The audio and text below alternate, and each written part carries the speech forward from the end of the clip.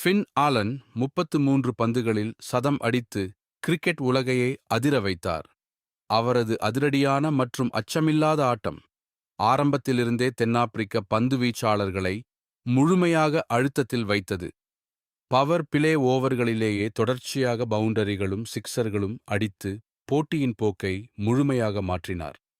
இந்த இன்னிங்ஸ் சாதாரண சதம் அல்ல, மிகக் குறைந்த பந்துகளில் அடிக்கப்பட்ட அதிவேக சதங்களில் ஒன்றாக இது பதிவானது. அவரது துல்லியமான டைமிங், அதிரடி ஷாட்கள், மைதானத்தின் அனைத்து திசைகளிலும் அடித்த தாக்குதல்கள் ரசிகர்களை பரவசப்படுத்தின. அவரின் இந்த மாபெரும் ஆட்டம் நியூசிலாந்து நேஷனல் கிரிக்கெட் டீம் அணிக்கு இலக்கை மிக எளிதாகவும் வேகமாகவும் அடைய உதவியது. வெறும் சில ஓவர்களிலேயே போட்டி நியூசிலாந்து அணியின் கட்டுப்பாட்டுக்குள் வந்தது.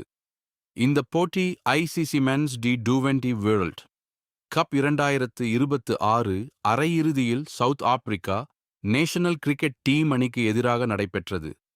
மிகுந்த பதட்டம் நிறைந்த அரையிறுதிப் போட்டியில் பின் ஆலனின் இந்த அதிரடி சதம் நியூசிலாந்தை இறுதிப் போட்டிக்கு கொண்டு சென்ற முக்கிய காரணமாக அமைந்தது.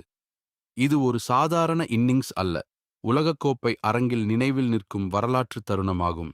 Okay, let's go.